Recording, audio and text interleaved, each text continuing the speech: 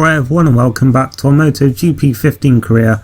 In the previous episode we made a return to the series after a few months away, and what a return it was. We won the Indianapolis Grand Prix. That was our first race in with the KTM team, and now we're going back to where it all started for us actually, with the round 11 of this season. You know, it's episode 12 of this, because obviously the first episode was wildcards. So yeah, it is round 11 of the season. And we're back to where it all started, and as I was saying, with the wildcards. Obviously we did a wildcard race here in Brno. Obviously this won't be this time, this is a proper championship event we're back for this time. And at Brno, then the Czech Grand Prix, we are going to make some changes to the difficulty, because I don't think we're going to need the 3 flashbacks, which I did put on, and we haven't even really needed them. Funnily enough, I was actually just looking for it there. There we go, and we're going back to warm rewind, but we're not changing anything else for now. So yeah, here we are then at Czech Grand Prix, and now here's qualifying. Hello and welcome to the fabulous Brno circuit.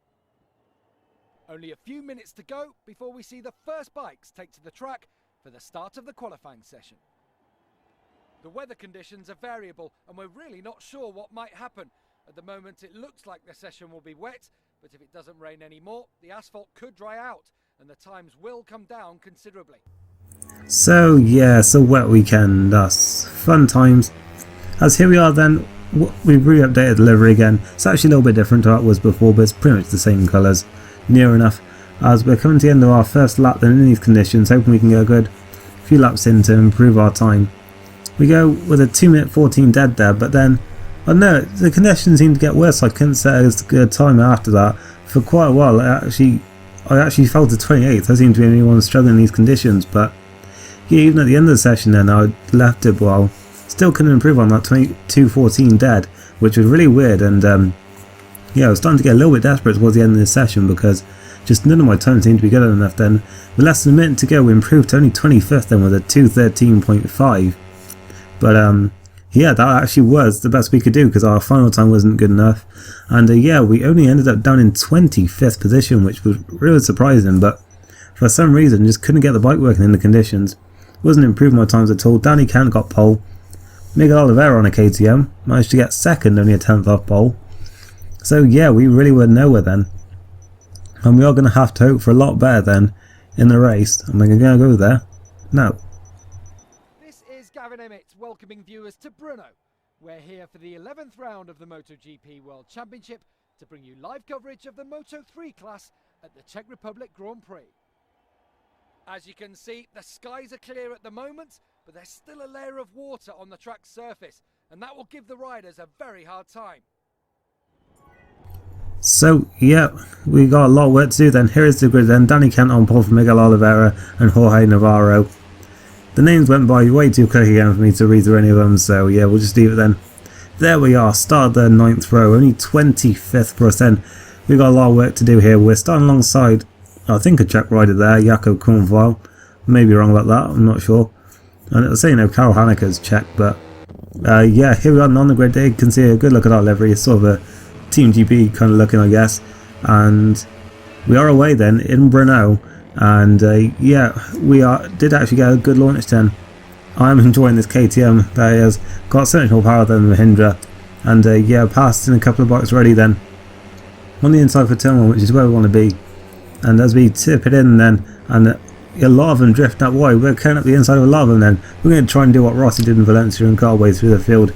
We're up to 14th already then, so that's a great start already. 11th place ready as we're bumping with Francesco Bagnaia, I believe that is. And on the Mahindra, the bike we was so hasty to get rid of, but I think a fair few Mahindras actually out-qualified us then on Saturday, but we managed to just about keep ahead of him then, looking at his little group ahead of us, which is Bastianini, McPhee and Locatelli then. They all run quite wide, so we do get a good run on all of them actually, as there doesn't seem to be just me that's struggling in these conditions. And to look to the inside then, Locatelli's going back round our outside. We've maintained the inside line, so we should have that one done. Going to look at lunge on McPhee and Bastianini. We've crashed it, and well, it's very, very early on in the race to be using our one flashback. Instantly regretting knocking off the other 2 flashbacks, but I guess we'll just have to make do with it for now then, as we're straight back at the inside of McPhee then, and we'll be a lot more careful around Bastianini now then. but that was our fault that time. I think we're just going for a bit of a desperate lunge at the inside of 2 bikes, especially in these conditions. It's almost, again, we almost have a crash, and yeah, luckily got away with that one then. So we're up in 11th place then, so it's still been a very good first lap, even if we have lost our flashback now then. And yeah, already looking at the top 10 position here, which is very, very good for us then. Hopefully the leading group won't get too far away as Bastianini's looking around our outside into this downhill right-hander. And in fact, Masby very slow there, and we actually managed to get underneath them and take 10th place. So yeah, up until the point, didn't even really look like a pass was on there as we looked to the inside of Karel Hanneke there briefly. But yeah, Masby looking back up inside. We were actually going to try and go for a little bit of a cutback there on Hanneke, but yeah, Masby sort of went up her inside a little bit, so we couldn't really do it as effectively as we wanted to, as Remy Gardner's crashed at the back of the field then. And yeah, it's been a very successful first lap for us then. We've gained 15 positions already then, and around the final corner then, actually a little bit wide there. It's going to cost a little bit of time, but not too much as Navarro actually leads across the line then, so not Danny Kent for once. And intercepting just about of Hanneke and Antonelli here then. Looking to the inside of them, doesn't look like we're going to be close enough then. Although Antonelli has gone a little bit wide there. In fact, we have actually managed to go even wider and go running outside of him there. So yeah, we're up into 9th place and past him. And yeah, let's see if we can we'll still catch Hanneke then, because he seems to be on a bit of a move as well at the minute then. But Antonelli's going back up inside. Our back tyre was up in the air there for a second, and in fact Marsby's gone back through then as we ran wide. See if we can cut back underneath and then put the right hander. Looks like we can. We're on the inside line. Can we get Antonelli on the exit as well? Going to be difficult, but if we can get a good slipstream here then into the next right hander, we should have a good chance here then. That is exactly what we're doing. Braked a little bit early there though, I think, and yeah, allowed Antonelli to sort of defend the position a little bit, but we still got the inside line for the next right. So yeah, we're through and back up into 9th place then. And yeah, I can see a group of about 5 there in front of us then, so that'll be obviously up to 4th place. So yeah, it does look like the front 3 there in that little group are a little bit far away at this stage, but yeah, certainly I think top 4 is very doable here then, as long as this group sort of sticks together really and none of them sort of break away and pull away towards the front. But yeah, obviously we need to try and not get involved in too many battles if we can help it then. We are quite close behind Karel Hanneke though, who seems to have dropped back a little bit, so hopefully we can clear him pretty quickly then. And obviously he'll be putting up a bit of a fight then, as it is his home race here then at Brno.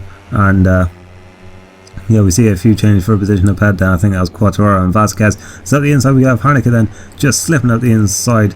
Very sneaky move there, and it looks like we have managed to block the apex for the right hander there, but we have one right onto the AstroTurf, so that has allowed Hanneke back through there and back down to 9th place. So yeah, that joy again in that position was a little bit short-lived there, as we made a little bit of a mistake on the right. So we do slip it back up the inside again into the penultimate corner. Can we defend the line for the right hander? Looks like we may just be about to, but he's going to sneak away. He's going to cut back on the inside there probably, and he is most likely going to have a good run now towards turn 1 and on us, and he is going to have the inside line, so it's going to be very difficult for us to defend this one then. And yeah, at the inside we got a little bit of contact there. We get pushed down to the wet stuff a little bit, but probably for the best really, as we got wet tyres on I believe. So yeah, they could do with a bit of moisture I guess, because it does look like there's quite a dry line appearing there in the middle of the track. But yeah, obviously not enough for us to change tyres. I mean, you can't even do that in this game, which kind of sucks. But yeah, I guess we wouldn't want like a kind of fast score race like in Indianapolis, but we have dropped it again, and there's no flashback saver this time. So yeah, starting to regret maybe getting rid of the 3 flashbacks. It did take us most of the lap to catch back up to this group then. We're down to 15th. And yeah, that Indianapolis race, I was talking about real life there by the way, as we go up the inside of Ono and Locatelli then, so many contact there. I actually sat up a little bit there because I thought I might end up crashing. I thought my rear tyre might go underneath his front tyre and cause me to crash, kind of like it did with Antonelli, Bastianini even. And yeah, that's why I sort of backed out a little bit and sat up. And we do go up the inside again, but Locatelli just about has enough to maintain the position from us there. Can we slip up the inside into the final corner? Not quite. You usually want the inside line, but into that final corner the angle isn't always the best for it. And now Ono actually has a very good run on the ascend towards turn 1. Can he slip at the inside? I'm pretty sure we took him out here when we were a wild card. So yeah, maybe a little bit of payback there. There's a bike off there, looked like it was Oliveira I think was the name as we went past there. So that is a big name then, that has fallen in this race, and is he going to get back into this then at any point? He looked like he just sat there at the side of the road, and yeah, well, that's actually put us back up into, well, it's 14th now then, now it's going to be 13th in fact, as we slide at the inside of Ono then, and yeah, we have got at least a couple of points then, it looks like, in this race. There's a little bit of gap to those behind us, so it looks like who obviously one of them will be 15th, in fact, there we go, there's Brno Fanati, so there we go. Yeah, we got a bit of a gap to that group then, I think, and yeah, we're right back on the back of Locatelli then. Can we get up the inside of him then? Yes, we can, just about, maybe a little bit of contact there, looked like, but yeah, we got it, the move done, and luckily stayed on the bike then. Now we got another two Italians to pass once again then.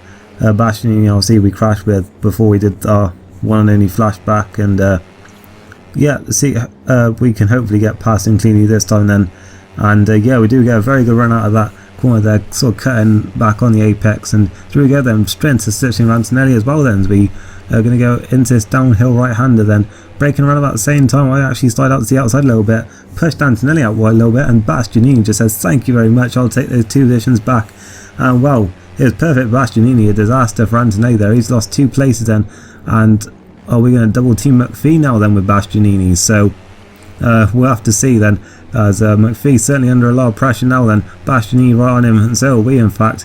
Bastianini in the slipstream, he's come to the inside, we're going to take the slipstream then instead, we're going to the outside. That's probably not going to work for us too well, but no, where we really else could go there, and in fact we do move back then across onto the inside. Are we going to get a good run on this outside line? Doesn't look like it. Bastianini seems to have got the move done once again then, so yeah, Bastianini certainly seems to be using us to gain places for himself there really, and he's up into 9th place then, as we're going to step at the inside of both of them then, and in fact this time we've pushed Bastianini out wide, and McPhee's going to say thank you very much. So yeah, some very aggressive battles going on in these final couple of laps then, and well, we're screwing over riders left, right and centre here then. I don't think really anyone's doing it either then, as McPhee is back into 9th place now then. Bastianini is going back up our inside there, and so nearly could have been contact there, but luckily we just about managed to shut the door, and he managed to slow it down in time, and yeah, we maintained 10th place for now then. So if after everything we still get a top 10 finisher, that would still be a very good result. Of course, points go down to 15th in this, but still top 10 would be very good considering we started 25th and we've crashed and not been able to rewind it. So yeah, if we can maintain this then it would be very good. Obviously won't look as impressive compared to the win we had in Indianapolis, but yeah, considering the struggles we had on this weekend, I think it would still be a very good result if we can maintain it then. And in fact it still could be even better as we're still right on the tail of McPhee here, and we get into the part of the track where we passed Antonelli on the previous lap then, and in fact yeah, we straight past McPhee then as we come out onto straight. Is he going to get back in our slipstream now then and go for a pass on the inside, kind of like Bastianini did? We'll have to see then. We didn't really cover the inside line too well there, but he's gone a little bit wide as well, and in fact not really on the apex. So yeah, we maintain the place for now then, and hopefully we have got 9th place secured now then. But look at that, when we capped right up to Masby then, are we going to do what Marquez did at Phillip Island? We'll have to wait and see now then, as we come out onto this back straight then. Only 2 corners to go. We're riding the slipstream here of Alexei Masby, who I think he may be teammates with McPhee, I'm not sure about that. We're going to look to the inside then, into the penultimate corner, and we're at the inside. Are we going to maintain the place? So we're on the inside for the right hander, but is he going to have the better angle going on the outside? Looks like he is. He rides straight around the outside of us then, and Masby is going to take 8th place then, but still it's been a very entertaining race. And across lane we come for 9th place then. That's going to be 7 points for us there then, and I think those are 7 very hard earned points then, considering the qualifying we had and the incidents we've had in this race. But yeah, real fun race there with some great battling, and yeah, there's fun results. And Danny Kent wins from Jorge Navarro and Efrain Vasquez, and yeah, Karel Haneke finishes 7th then for his home race, and yeah, we were 9th then, so a decent result there ahead of our fellow Brit John McPhee there. And yeah, looking further down then, and we see it was Miguel Oliveira, and he did in fact DNF from the race then, so no points for him.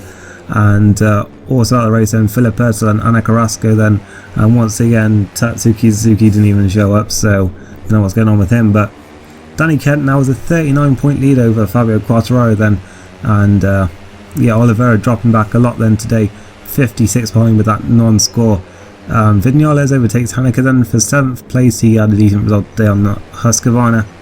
We're still 11th ahead of McPhee, catching up to Bastianini a little bit though. So yeah, hopefully we can get to top 10 by the end of the season. Should be doable, I think. A few changes down the bottom, but none for any real points. Honda extend the lead then, 64 points, so it's going to be tough to catch them in the constructors. But yeah, that is it then for this race. If you did enjoy it, then a like would be appreciated, as would any comments, but any feedback if you have any for me, then sure, you just want to leave that, then let's go ahead. But yeah, I'll see you next time then for the British Grand Prix at Silverstone. So thank you for watching, and goodbye.